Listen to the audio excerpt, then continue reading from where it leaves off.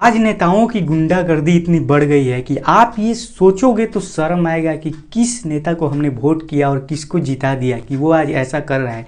मर गया 4 महीना भेल जाके मारला ओकर बच्चा सा के मोदी को कहते भाई खाएला घुसू का घुसकुनिया काट को में तो केला बेच के दिया बता के। पिछले 20 साल से बीजेपी और एनडीए की सरकार है गठबंधन वाली, लेकिन उनको आज याद पड़ रहा है कि नहीं हमारा जमीन अतिक्रमण हो चुका है, वो हटाना है, लोगों ने कब्जा कर लिया। अरे तुमको 20 साल मौका मिला ना, 20 साल में 20 बार अगर तुम ऐसा करते तो वो कुछ नहीं होता, किसी को कोई दिक्कत नहीं होता। इस साल किए, अगले साल फिर करते, जहाँ जहाँ भी लोग थोड़ा सा ही कब्जा किए होते हटा देते, फिर उसके अगले साल भी सारा अभियान ये चालू करते, तो ये सारी चीज़ें नहीं होती। क्योंकि एक चिड़िया भी घर बनाती है ना, तुम्हारे घर पे आके एक चिड़िया घर बना रही है तो थोड़ा सा बनाई ना, तो उसको उसी टाइम हटा दो ताकि उसको वो ज़्यादा मेहनत ना करे, ज़्यादा कुछ अपना एफर्ट ना लगाए और जाके कहीं और बना ले अपना घर, क्योंकि उसको वहाँ पे पता चल जाएगा कि नहीं यहाँ पे नहीं बनाना है, यहाँ पे हटा दिया गया। तो ऐसे ही बिहार के साथ भी करना चाहिए था। एक साल में ही तुम हटा देते, शुरू में ही हटा देते भाई। हर साल ये अभियान चलाओ ना कि नहीं अतिक्रमण हटाना है जी, आपको हटाना पड़ेगा। तो ये 20 साल तक लोग वहाँ पे रह चुके हैं, वहाँ पे अपना सारा रोजी रोजगार कर चुके हैं और वो घर जाके तुम तोड़ रहे हो। जब वो घर बन रहा था उसी समय जाके तोड़ देते तो भाई इतना दुख नहीं होता जितना उन लोगों को अब भी दुख हो रहा होगा।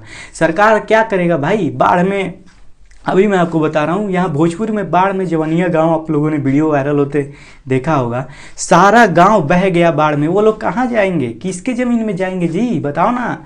वो किसके ज़मीन में जाएंगे और किसके ज़मीन में अपना घर बनाएंगे? सरकार के ही ज़मीन में बनाएंगे ना। वोट लेने के लिए तो तुम लोग भाई 5 किलो राशन और 10,000 रुपया फेंक दिए और उसी 10,000 रुपये से जितने भी बाढ़ पीड़ित है उनको घर बना के दे देते, एक अच्छी ज़मीन दे देते, तो उनको सरकारी ज़मीनों पे कब्जा करना नहीं पड़ता। किसी को शौक़ नहीं है कि अपना ज़मीन छोड़ के और तुम्हारे सरकारी ज़मीन में आके टेंट लगा के घर बना के रहे। मजबूरियाँ होती हैं जो लोगों से करवाती है। जिनके घर बाढ़ में बह गए, डूब गए, लोग जिनके फैमिली वाले चले गए हैं, तो क्या करेंगे भाई, कहाँ जाएंगे?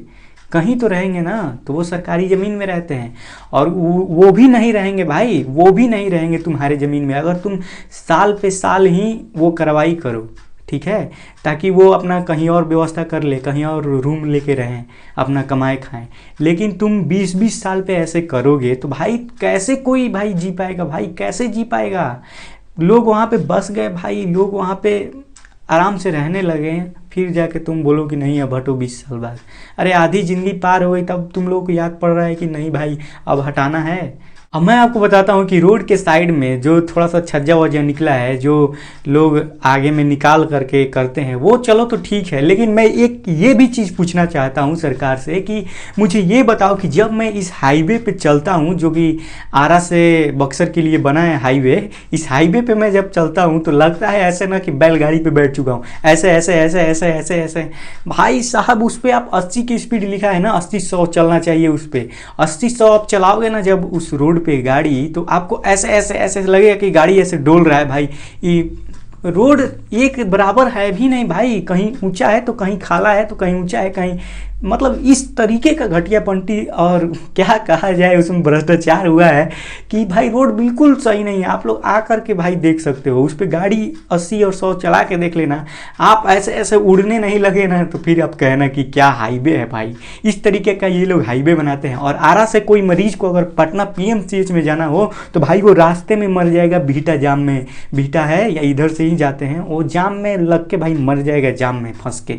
इस तरीके का इन लोग का रोडवेज है और ये लोग अतिक्रमण हटाएंगे। अरे पहले सही से रोड तो बना लो, जिधर रोड बनाना है, जिधर कनेक्टिविटी करना है सारा, उधर तो तुम लोग कर नहीं रहे हो, गरीबों को परेशान किया कर रहे हो। और भाई मैं एक चीज़ और बताता हूँ, जब आप आरा से पटना जाइएगा तो आप ये सोच के कि मैं क्यों आ गया, क्यों आ गया, अपना सर ऐसे ऐसे पीटोगे कि क्यों आ गया मैं इस रास्ते में। इतना पतला गली है भाई, इतना पतला रास्ता है, उसमें से ही जाना है सबको, उसमें से ही जाना है आरा से पटना, क्योंकि वहाँ पे रोड नहीं बन रहे हैं। क्यों नहीं बन रहे हैं भाई, क्यों नहीं बन रहे हैं? बनाओ ना भाई, रोड बनाओ। रोड बनाओगे, सारा चीज़ करोगे तो क्यों कोई सरकारी ज़मीन पे कब्जा करेगा? जब वो सरकारी ज़मीन है ना उतना, तो उतना पे तुम रोड बना दो ना जितना है। 2 लाइन रोड है ना, हर गांव में 2 लाइन रोड होता है, 2 लाइन है ना, तो सब गांव में 2 लाइन रोड बना दो, क्यों कोई कब्जा करेगा भाई? क्यों कोई कब्जा करेगा? तुम रोड तो बनाओ। बीजेपी के सारे नेता जय श्री राम करते रहते हैं, लेकिन आज वही नेता मंदिरें बसा रहे हैं, सिक्कड़ से बांध के शंकर जी के मूर्ति को घसीट रहे हैं, हनुमान जी को मूर्ति को घसीट रहे हैं। मुझे शर्म आता है ये कहने में कि जो लोग इतना पूजा करते हैं, जो लोग इतना मतलब दिल में मानते हैं, दिल से भगवान को मानते हैं, वो भी भाई इस तरीके का हरकत देख करके और आज शांत हैं।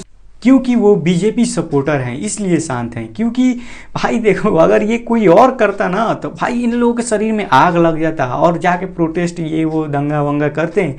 लेकिन भाई ये तो बीजेपी कर रही है, करने दो भाई। इन लोगों को बाढ़ कंट्रोल करने के लिए हर साल टेंडर पास होता है, लेकिन ये लोग बाढ़ कंट्रोल नहीं कर पाते हैं और वही माइग्रेन करके लोग सरकारी ज़मीनों पर घर बनाते हैं और रहते हैं वहाँ पर।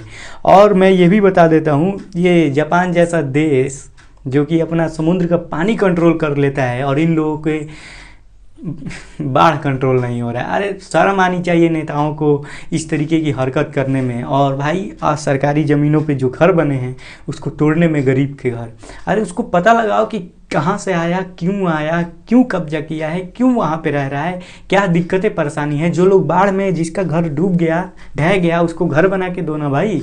नहीं तो बाढ़ कंट्रोल करो। जिसका फंड आता है, हर साल बाढ़ का फंड पास होता है, उससे कंट्रोल करो ना बाढ़। नहीं आने दो बाढ़, रोको ना बाढ़ को, तब ना लोग इधर से उधर नहीं बनाएंगे घर।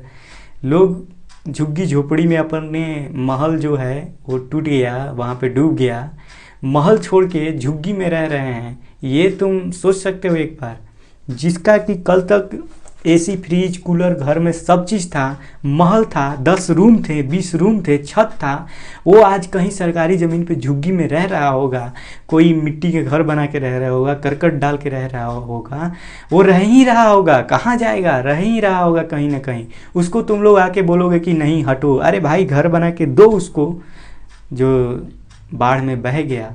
ओके गाइस, आवाज़ नहीं उठाइएगा तो मनमानी बढ़ती ही जाएगी। गरीबों के साथ हमेशा अन्याय होता है और होता रहेगा। आवाज़ उठाइए और मांगिए सरकार से कि जिन लोगों का भी 20 साल से अधिक समय से वहाँ से रह रहे हैं तो उनको घर देना ही पड़ेगा तुमको। आप लोग आवाज़ उठाइए और प्रोटेस्ट कीजिए, तभी जाके आपका हक मिलेगा। ओके गाइस, उम्मीद है वीडियो पसंद है तो वीडियो को लाइक कर दो और चैनल को कभी सब्सक्राइब कर दो।